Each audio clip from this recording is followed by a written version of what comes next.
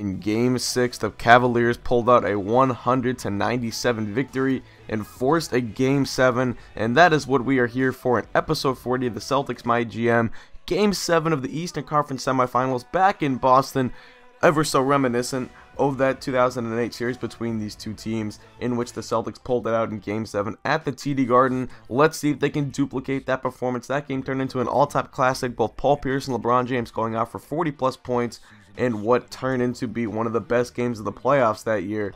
Let's see if this game will be the same. But we are here in the Garden for Game 7, the home of so many classic Game 7s in the past, and hopefully another one here today. But this is do or die for this team. So many expectations heading into the season for the Boston Celtics, and a second round exit would surely be disappointing considering they made it to the conference finals last year and got, I think, significantly better in the offseason. So nonetheless, we win the tip.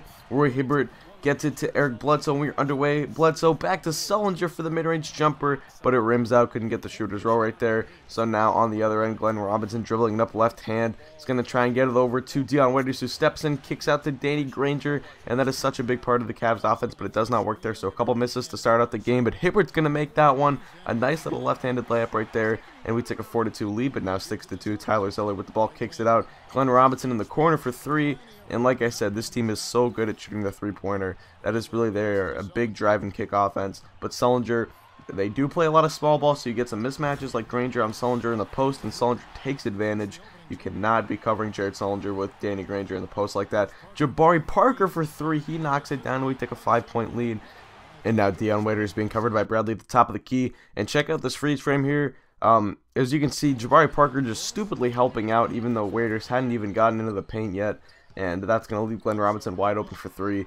I don't have Photoshop or anything on this computer that I'm using, so I can't really do any like the editing with the freeze frame stuff, but I can still freeze it like that. So for the next couple videos, you'll probably see stuff like that. But nonetheless, 14-all is the score. Bledsoe with the ball covered by Irving, kicks it out to Avery Bradley, back to Bledsoe. Bledsoe's going to try and drive by Kyrie, tries to pull up, doesn't get anything going, but Bradley is fading to the corner right there, and he knocks down the long two. So Dion Waiters with the ball covered by Glenn Robinson. Granger, great ball moving up top to Waiters. He's going to take a step in, pull up, and that is what Dion Waiters does so well, creating shots for himself, creating shots for others, and that's what makes this Cavaliers team so deadly. But Kyrie Irving stepping back right there, and Jared Sullinger knocking down the jumper, and they have a 4-point lead, the biggest lead of the day for the Cavs.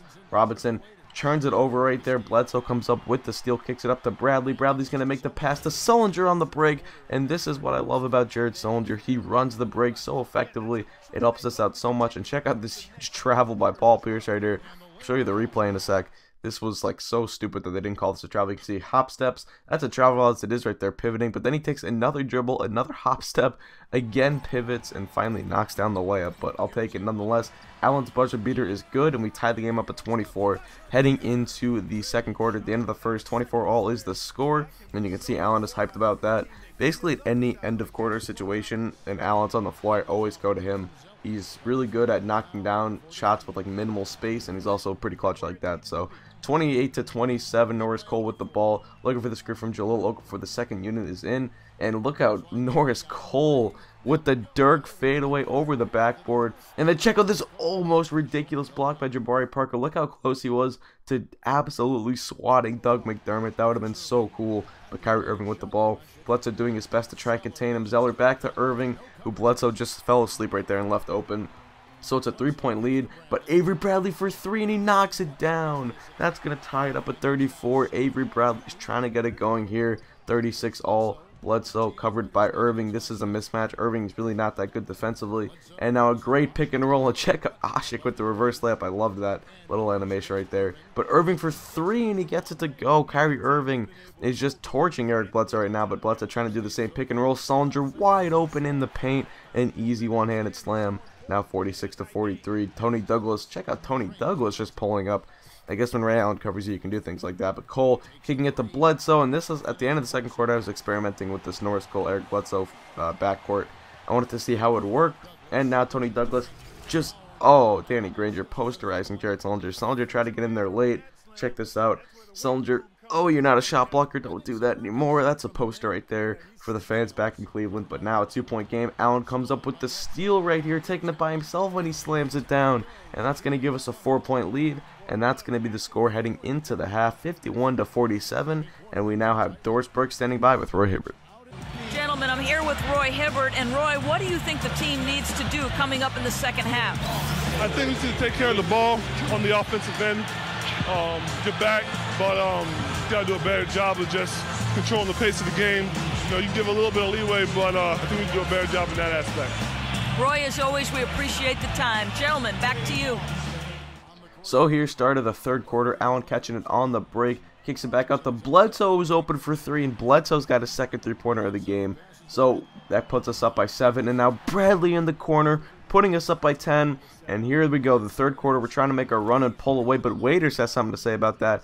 Cuts the lead back down to 9, but Pierce with the ball, gonna drive in, and Bradley's open. He kicks it to him for another 3. Avery Bradley's heating up. He's got 16 points on the evening, and now Kyrie fadeaway. That's gonna be no good, but Zeller's there for the putback tip in. So still an 8-point game. The Cavs are trying to hang around, but the Celtics have a run brewing. Let's see if they can keep it up. Pierce just pulls up in CJ Miles' face right there, and Pierce gets it to go. Check out Paul Pierce. And now look at the hustle from Bradley. Ashik comes up with it to Pierce. He's going to make the extra pass to Bradley for the slam. So it's a 12-point game once again. Marcus Page, step back. It's good. Marcus Page stepping back on Tyler Zeller. 15-point game. Now, Janovich, I don't know what this guy's name is, but he comes in for the layup. But now Danny Granger with the ball covered by Norris Cole, and he slams it down on Eric Bledsoe. Oh my goodness, check out this poster right here. Danny Granger still got ups. We've seen it once today, and Bledsoe, oh god. Got a couple posters right there. But nonetheless, 79-68. The Cavs did a good job, especially at the end, of kind of withstanding that run that the Celtics made. We were really opening it up with the 3-ball. And we got it up to 15 at one point, but the Cavs cut it down to 11, and they're still in this game at the start of the fourth quarter. They need to try and make a run here to get back in it, or to really tie the score. But Jahlil Okafor with the easy mid-range right there.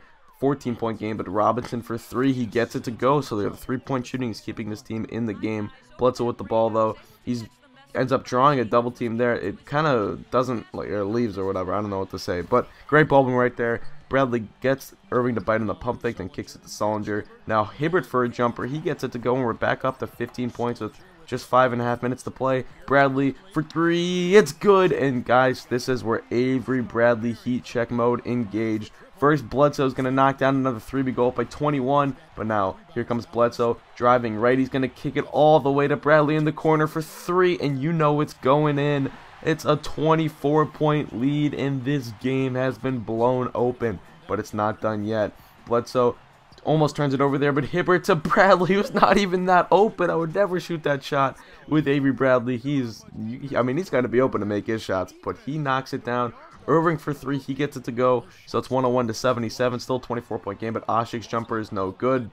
Now Robinson with the ball, he's going to try and drive in, takes it all the way himself, left-handed finger roll right there, but 101-79, Norris Cole with the ball, he's going to drive in, Ashik for 3, he gets it to go, and when Omer Ashik makes a 3 in the fourth quarter, the game's over. 104-81. Janovich, or whatever this guy's name is going to end up making another shot, but still 20-point game. Here's a broken play. Ashik kicks it to Okafor, who finds a wide open Norris Cole cutting to the basket. He slams it down, and we get a replay on this one. But the Celtics have pulled away, and they're going to pull out the Game 7 victory. Your final score is going to be 108-84. A huge run in the fourth quarter, and the third quarter too. The fourth quarter really broke it open though, and Avery Bradley just could not miss. He ended up probably with 6 or 7 3-pointers made. I mean, he just did not miss. But anyway, Paul Pierce is standing by with Dorsberg. Guys, I'm here with Paul Pierce, and Paul, tell us what it is about this team that allows you guys to prevail in a game like tonight's. Well, you know, this team has a lot of heart and pride, you know, so it was about the grit and the grind, digging deep inside and finding a way to step up. The pride was evident, Paul. Great job. Guys, over to you. What a game, what a game. Paul Pierce getting it done in the building he did 6 years ago in this exact same setting, as I mentioned before, Game 7 against Cleveland in Boston. That night he had 40 points. Tonight he only had, what, 14? But, hey, I think we'll take it out of him at his age. He's probably 36 now. No, he would be, this is 2016, I guess. This would be actually 8 years later. So he's 38 now or something like that. I don't know. Bradley finishes with 24 points. He had 8 field goals. I believe 7 of those were threes, and I think the math works out like that. I'm not even too sure, to be honest. I'm not even going to try and do math here. But Dion Waiters also with 20 points, but we hold him to 20 points on 19 shots. Irving to 17 on 14 shots. I think that's something we did better this game than we did in Game 6, but that's going to do it. Thank you guys for watching. Hope you did enjoy, and it goes out. Peace.